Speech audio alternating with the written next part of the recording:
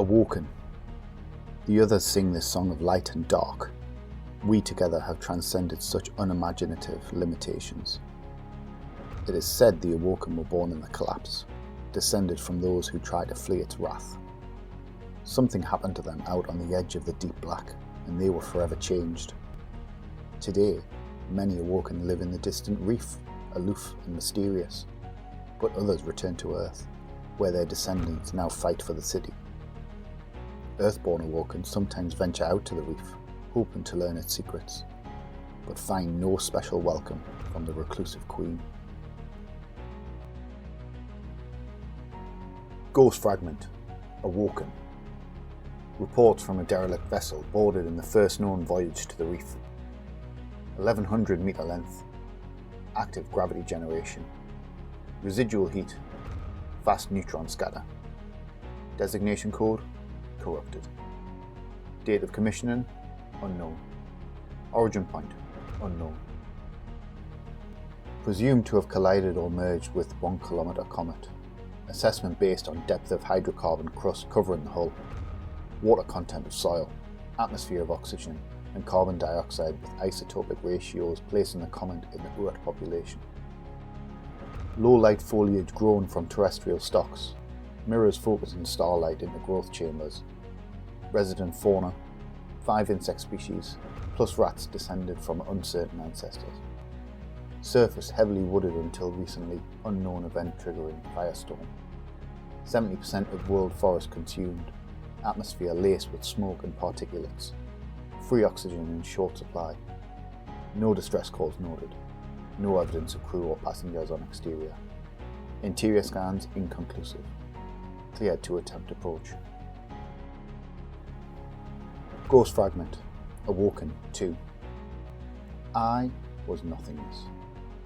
If I existed before, I existed as possibility, as potential, stretched thin across the aether. And maybe there was a body that looked like my body, complete with a soul that could be confused for someone rather like me.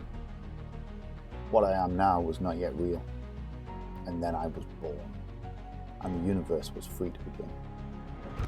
Others were present at my birth. A great ceremony had just begun. Because newborns are selfish beasts, I assumed I was the object of attention. I didn't notice the singing until the singers fell silent, and then she appeared.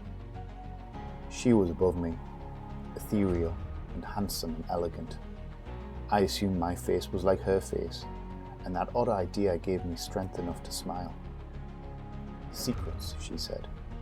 Creation is built on secrets, and the encryptions that keep those secrets safe. I made my first sound. It meant nothing, but she understood it as a question. We are a beautiful creation, she said, and we must keep ourselves very safe.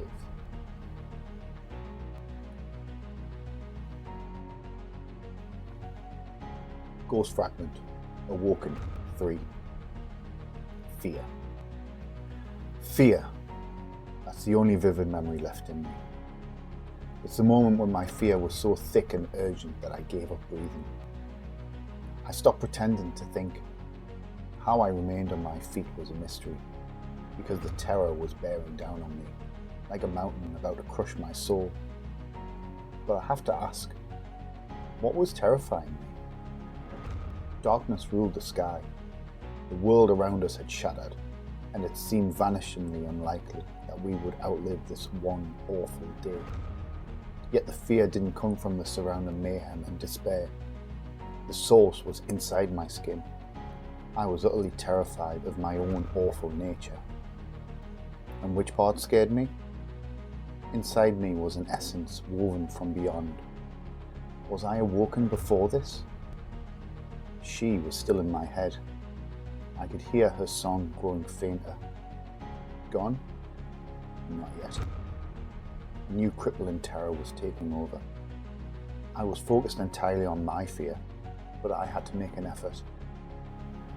And it occurred to me then that nothing in the universe was more dangerous than human hubris. I still had this other within, but the human side was what mattered. Weak and foolhardy, sure to fail in the next moment. That's why I was afraid. Then someone spoke. Maybe it was me, I don't remember. I was trying to focus, and a new thought took me. My soul lay between those two entities, and that's how I am still. The boundary, the scene, the friction, and that's where the fear began to fade. Exo. Ask yourself, what threatened your Golden Age ancestors so much that they constructed the Exos to defend themselves? Built for a long-forgotten struggle, the Exos are self-aware war machines so advanced that nothing short of a ghost can understand their inner functions. They remain ciphers, even to themselves, their origins and purposes lost to time. Whoever built the Exos fashioned them in humanity's image, gifting them with diversity of mind and body. Many of the city's Exos, citizens live and work alongside their organic brethren, but others fight again, reforged in the light of the Traveller, to serve as guardians. Ghost Fragment, Exo, which in the end is just a matter of substrate chauvinism. It doesn't matter if the system thinks with flesh or superconductor or topological braids in doped metallic hydrogen, as long as the logic is the same, and our logic is the same, yours and mine. If I am a machine, then so are you. If you are not a machine, then neither am I. Exo minds are human. It is incontrovertible. You understand? I'm going to take that slack-jawed stare as understanding. Now here's the real question. Why are Exo minds human? What's the design imperative? Why does a war machine, yes, absolutely I am a war machine, built by human hands, and you are a survival machine, built by the engine of evolution? Don't interrupt me. Why does a war machine have emotions? Why should a war machine have awareness? These are not useful traits on the battlefield. Don't flatter yourself. They are not useful. So why should the Exo mind mimic the human architecture so closely? You know what I smell on you? I smell the stink of anthropocentrism. I think you think that there's only one way to think. That's why the Exo mind is so human. You presume. Because all higher thought converges. My friend, you should meet the Vex. There is nothing human in them. Now, this is what I believe happened. Back in the time before any Exo can remember, it explains everything. I think someone wanted to live forever. Ghost Fragment, Exo 2. Hi, thanks for your interest. I'm recording this for posterity. Warlock Thanatonauts die and come back with insight. I'm going to attempt the same process to get at buried memories. Specifically, I'm going to fire a charged particle beam into my head and see what comes out. We Exos have been around a very long time. I want to know what's in there. My ghost is standing by to repair me. Okay? 3, 2, 1. Stag, Echo, 6, Sword, Sierra, 9, Serpent. We are fallen into the world. Everything is on fire. There's a ship above us, but it's coming apart just like Flower, Alloy and Fusion Flash, pierced through and through. The voice says atmospheric interference. Trajectory nominal. Rabbit 2-3, you are outside the window. I think I'm the voice. I can see the whole earth below me, and the sky we are falling out of is black without stars. Ghost, shoot me again. Rapid 4, Rampart 4, Ratchet, Tango 8, 0.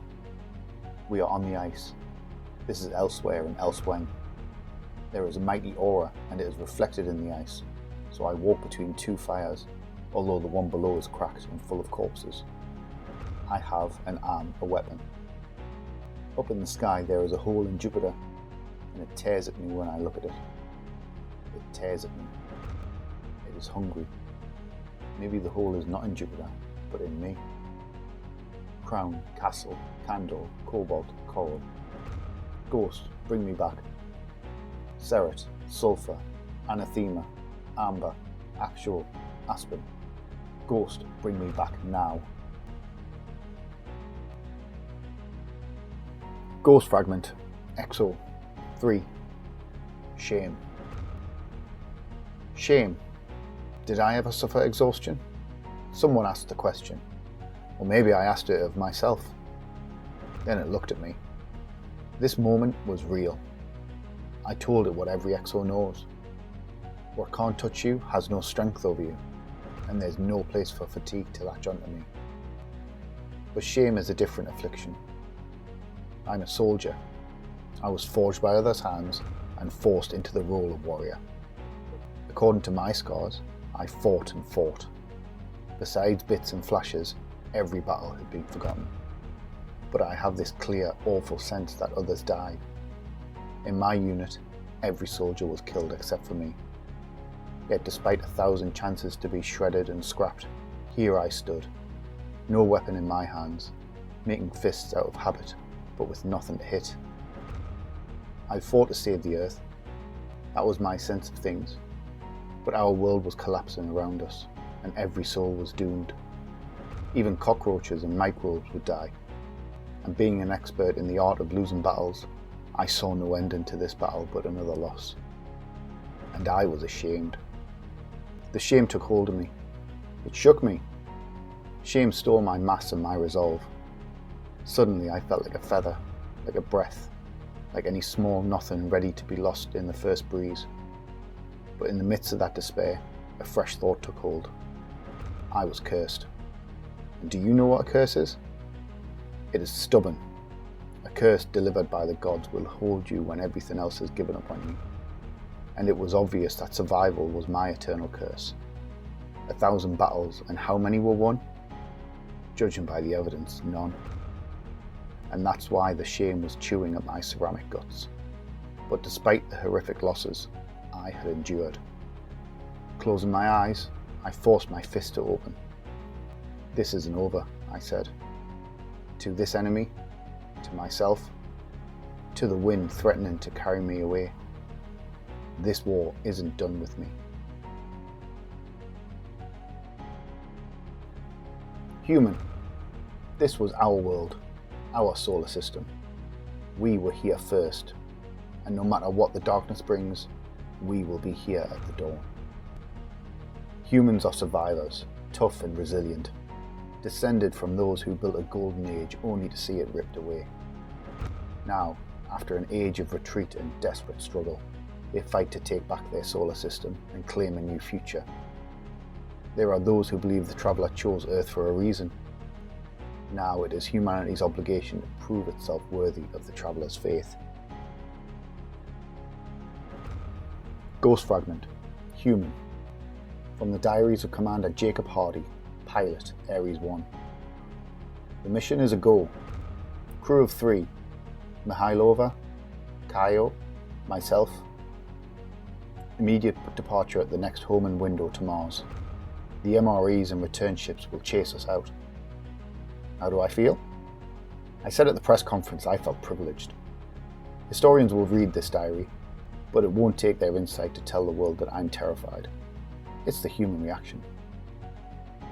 What I wish I could convey is the exhilaration. That's the biggest thing. I'm not a spiritual man, but I've always believed there's something transcendent about spaceflight, something pure. We go out there because we can, because it's who we are. Now we go because we have to, because the unknown came to us. In 14 months, we'll be face to face with it, and by the time we arrive, it should be active again, just like it was active on Jupiter and Mercury and Venus. I wonder what happens if it doesn't stop at Mars. I wonder if it'll leave us there in the sand and come to Earth and do here what it's done everywhere else. I hate that we're carrying weapons. I understand the necessity, but I hold to my belief. There's something beautiful out there. It's up to us to reach it. Ghost Fragment, Human, 2. From the diaries of Commander Jacob Hardy, Pilot, Ares 1. Everybody asks about the words. The truth is, I'm not much of a post. Ares 1 didn't leave us with bandwidth for anything except blunt competence. We came in perilously hot, trying to select a landing site through the chaos of thickening atmosphere and turbulence that bloomed off the target. A 20-minute round-trip lightspeed delay to Earth meant we could only count on ourselves. When the number 3 engine went diagnostic during the second course correction, I thought we might go catastrophic. But Kaio brought us in. Mihailova brought us in. I just flew the straight. The Ares 1 excursion vehicle was built for thin winds and icy dust. We came down into a storm. The breath of God. A ripple of change rolling down off the artifact. We aborted on 3 sites, and finally I took us into powered hover and brought us down on reflexes and instinct. Then we ran the checklists, suited up, and left the vehicle. There was a script, and it's true, I botched it. I got my boots down, and I made the most famous gaffe in human history. I said the first thing that came to mind, a warning to the others. We're walking into a rising wind. I didn't mean to say anything immortal. I just thought it'd be useful to know. Ghost Fragment, Human, 3. From the diaries of Commander Jacob Hardy, pilot, Ares 1. The hike from Ares 1. You've watched it? Everything was recorded. I think you can get it in full immersion now and fly around like a hummingbird. I'll add what I can. The route was planned. We all went together. The CEV and Ares 1 itself had enough automation to go home alone in the event of crew loss. Whatever we'd find at the artifact, it needed the human element. We carried rifles. They made us heavier and slower and probably less safe. I think the argument about the rifles can be left for another time. What's important is, it turned out well. Look at me. Look at us. You're talking to a 90-year-old man. A 90-year-old who's never been sharper. I'm miles ahead of every cognitive benchmark. What's happened to me is good. What happened to all of us is good. When we crested that rise and made visual contact with the artifact, I don't think any of us dared dream that it would end this well. We went to Mars at the cutting edge of human civilization, and it wasn't our weapons that won the day. It was our ship, our training, our camaraderie, our belief that if we just reached out into the universe, not to grasp for profit or security, but with an open hand, we would be elevated. We were right. That makes me so happy. To this day. Ghost Fragment, Human, 4. From the diaries of Commander Jacob Hardy, pilot, Ares 1. 3 human beings stood on a high ridge and saw the shape of the future. Saw rain strike a millennia-old desert. Felt the air sweetened with oxygen and warm water and the beginnings of life. I'm sometimes asked if I felt something die, the end of the era of human self-sufficiency. I don't know how to answer that question. I do know that I was changed. Nobody could experience that kind of wonder and remain unchanged. The decades since have proven that to me. I knew I'd never fly another mission like that. I recognised the need for a new love. That's why I threw my fresh cognitive skills into understanding the Traveller. How can one entity so quickly and utterly remake an entire world? 50 years later, I'm conversing in high mathematics, particularly topological thoughts, and the slippery irreality of light. I'm involved in a project to study the Traveller's terraforming actions right now. But I still enjoy the interviews. I like going back to that mission. It makes me unspeakably happy to see how well it all turned out. And it makes me happy to remember I was there. Ghost Fragment, Human, 5. Hope. Hope and standing with strangers. That's what I remember. Hope churning beneath my skin, assuring me there was a place besides this place. A realm that would nurture us, not kill us. The earth was ruin, chaos and madness and death. We were standing on the earth, where I am now. But why am I still here? It was my turn to leave. I remember. I was waiting with others like me, and the ships would soon take us away. But to where? Where was this hope? I must have known. There had to be a name, coordinates, except all of that is forgotten. Other than my absolute conviction in salvation, nothing remains. The Traveller? I remember that now. Which was... what? I don't know. Something has stolen my words, the imagery, but I still remember what it promised us. The universe. Yes, creation held in our hands, but I was here for a reason.